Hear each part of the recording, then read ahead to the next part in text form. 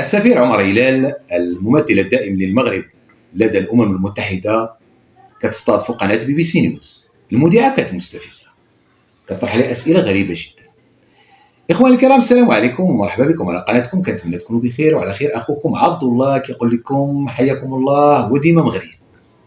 قضية الصحراء المغربية لا زالت تثير لعاب الكثير من الصحافة المرئية، الصحافة الرقمية. فبالنسبة لقناة بي بي سي نيوز عندها شريحة كبيرة من المتابعين وباغي دير البوز وباغي يكون عندها نصيب من هذا الموضوع اللي تحسم نهار 31 أكتوبر يوم الجمعة، اللي انتصرت فيه الدبلوماسية المحنكة المغربية بقيادة محمد السادس لانصر ورجالها عمر هلال وكذلك بوريطة أمام نظيرتها الكبرانية الفاشلة. سي عمر هلال من بعد ما استضافت هذه السيدة بدات كطرح عليه أسئلة غريبة جدا كتهم الحكم الذاتي، تقرير المصير، الاستفتاء، الرد العسكري إلى آخره. لكن من بعد ما شفت أن عمر هلال متمكن ورزين، حاولت أنها تستفزه وأنها تجروا لأشياء غريبة جدا وأنها بدأت تقاطعه. كل ما كيتحدث كانت بدأت تقاطعه. وأنا ما حبيتش هذه الطريقة، يعني طريقة غير احترافية. راكي في قناة كبيرة كيشاهدوا العالم الملايين وكتستعمل هذه الطريقة ديال أنك أنت اللي متحكمة في زمام الأمور وأنت اللي عندك الحق أنك تديري أو تقوم بإدارة هذا يعني اللقاء الصحفي بطريقتك. لكن سي عمر رغمها باش تصنت وتسمع ويدوز الميساج ديالو رغم محاولتها إسكاته مرارا وتكرارا.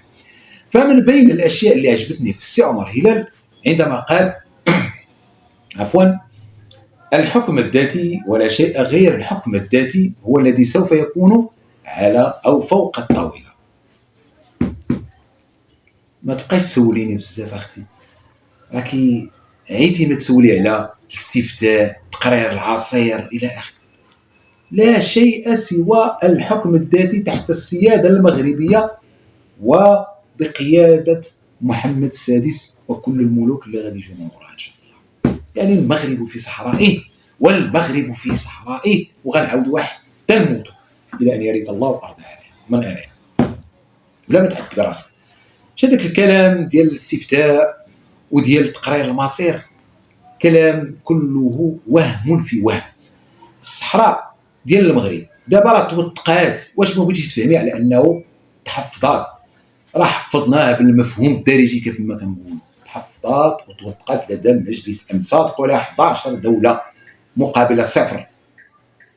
ضربه تاريخيه. ما تبقايش تقول لي لا استفتاء ولا تقرير المصير. كاين تفاوض في ظل السياده المغربيه، في ظل الحكم الذاتي فقط.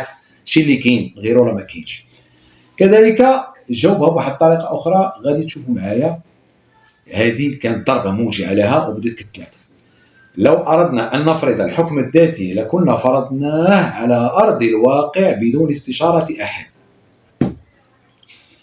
يعني كون بغينا نفرضوه بالقوه شنو كيوصل لنا الميساج، كون فرضناه في ظرف 10 دقائق 20 نقولوا حنا ساعه غادي نطيروا الميليشيات ديال البوليساريو، غير واحد 100 درون غنصيفطوا لهم، ما نخلوش شي واحد في الارض، غنخلوها العجاج. حتى داك العجاج حتى هو غادي يمشي معاهم ويهرب، لانه حنا ناس نجنحوا للسلم، بغينا السلم وبغينا تكون عندنا شرعيه دوليه امميه، وحتى شي واحد ما يحل فمه من بعد باش نرتاحوا ونزيدوا لقدام ونشوفوا قضيه اخرى اللي هي الصحراء الشرقيه ان شاء الله، ويبدا ديك الساعه التنميه اكثر واكثر.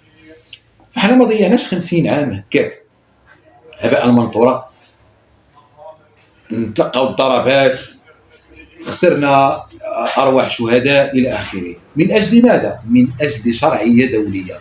وهنا في جوابها، ولكن المغرب ينادي دائما بالتفاوض والعمل تحت مظله الامم المتحده. فصل لها الامور. يعني احنا ما بغيناش نكونوا ناس كتعتادي، ما بغيناش ناخذوها بقوه السلاح، وبغينا ناخذوها بقوه السلاح غناخذوها صافي. حنا بغينا بشرعيه دوليه نحفظوا شغلنا وحدها. اذا كنشكروا السي عمر هلال والسي بوريطه والناس اللي قامت بالدور ديالها وتبارك الله عليهم كاملين.